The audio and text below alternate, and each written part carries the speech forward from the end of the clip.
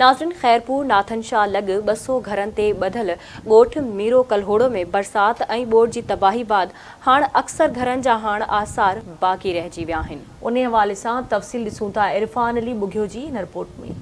चाचो ख़ुश मोहम्मद सोलंकी कुछ साल अॻु हादसे में माज़ूर थी वियो। हिन साल संदसि घर ड्रही पट पइजी वियो। हाणे उस खां बचण लाइ घर जी बचियल आख़िरी भित जे जारे में वेठो हूंदो आहे। खट बि भर में रखियल अथसि। चाचो ख़ुश मोहम्मद सोलंकी केन शाह लॻ ॻोठ मीरो कलहोड़ो जो रहवासी आहे। ही उहो ई ॻोठ आहे जिते वसंदड़ घरनि जा हाणे रगो आसार बाक़ी बचा आहिनि।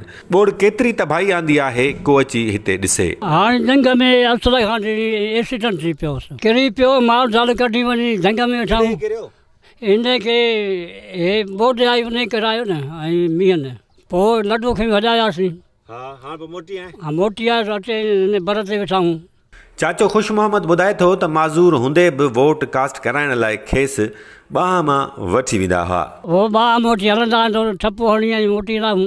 पुछियोसीं भला ईंदड़ इलेक्शन बाबति छा इरादो आहे त चयईं पोइ हज़ार हूंदी त ॾींदासीं न, मरी वियासीं त छुटासीं। वोट हिकिड़ो खुटी पवंदो न, छो खुटंदो तूं गुज़ारे जो वेंदे गुज़ारे पोइ हाणे रब खे तव्हां जहिड़ा हूंदो छा। असांजी जाइ अहिड़ी खणाइजो त जंहिंमें बटड़ा वठी पियूं। साॻे ॻोठ जी अमड़ काइम ख़ातून जो घर बि न रहियो। अकेलो पुटड़ो ज़हनी मरीज़ अथसि, पाण बेवा आहे। हू पंहिंजो ॾुखड़ो ॿुधाईंदे चवे थी त पुटड़ो न्याणियूं ॿ परनियूं पुटु चरियो अथनि। घर हे हिन ड्रथा पिया आहिनि, हीअ जाड़ी आहे, भितियूं भितियूं डथियूं पयूं। मुतालबनि त असांखे जॻहियूं खणाइजो, ग़रीबनि खे मिसकिन सहूलियत जो का बि। ॻोठ मीरो कलहोड़ो जो रहवासी जावेद सोलंकी पिणु पोरियो करे बचा पालींदो हो। घर ड्रही वियो अथसि, रोज़गार बंदि ऐं पाण बीमार आहे। जॻह किरी पिया के सॼो कोठ बोड़ कमर हर शइ हली वई आहे। ॿार उस ते ठाऊं नए में नए पी केर बि सही कोन हाली फिलहाल ॿुधनि ई कोन था। जॻह ते ठही मिले बचड़ा वियूं। अल्ताफ़ हुसैन सोलंकी हारपो करे घर जो गाॾो हलाईंदो हो।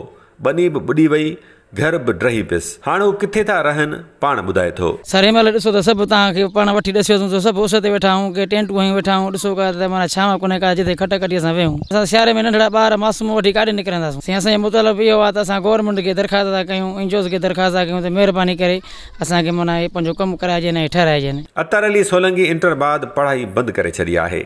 चवे थो पेट पालियूं या पढ़ूं। साईं अॻिते छा पढ़ूं, ॾिसो त हर शइ ख़तमु थी वई, घर तर हर शइ।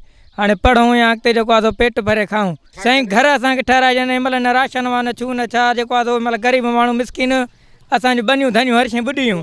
ॻोठ जे हिन दुकानदार जो तकियो कलाम छू न छा बोडबाद बणियो अलाए अॻु में ई हो, पर हू छा थो चवे पाण ॿुधो। मीरो ॻोठ कलहोड़ो जो का शइ न मिली आहे, न राशन न पाणी न जॻहूं न चू न छा, न को आयो आहे चङो मुड़ुस न को चू न छा, का बि शइ न मिली आहे। जॻहूं ठही मिलनि असांखे। हिन ॻोठ जो रहवासी आशिक़ सोलंकी सियासतदाननि मथां इल्ज़ाम हणंदे चवे थो त असां हुनखे वोट ॾेई मथे चाढ़े ऐं कुर्सियुनि ते था विहारियूं, पोइ बि असां सां को बि ख़्यालु नथा कनि। असां वञी वियासीं हुन दरनि ते, असांखे धिकारे छॾियुनि। धिकारियो? इमरान ख़ान लिगारी धिकारायो, इरफान लिगारी धिकारे छॾियो। बाबा साॾे कोई कोन्हे को राशन, निकिरी वञो तो ॿाहिरि। साईं उन्हनि खे असां पाण ईअं धिकारींदा जीअं असांखे अॼु थेला ॾिना अथनि, सुभाणे असां उन्हनि खे पाण थेला ॾींदासीं। उमेद आहे त इल्ज़ाम हेठां आयल सियासतदान आशिक़ सोलंकीअ जे इल्ज़ाम बाबति मौक़िफ़ ज़रूरु साम्हूं आणींदा। ॻोठ मीरो कलहोड़ो में मौजूदु प्राइमरी बॉयज़ स्कूल मुकमिल तौरु ड्रही चुको आहे, जॾहिं त गर्ल्स स्कूल पिणु तबाह हाल आहे। ॻोठ जे चौधारी केतिरा ई फुट पाणी बीठल आहे, जंहिं हेठां ॻोठाणनि जा फसल ॿुॾल आहिनि।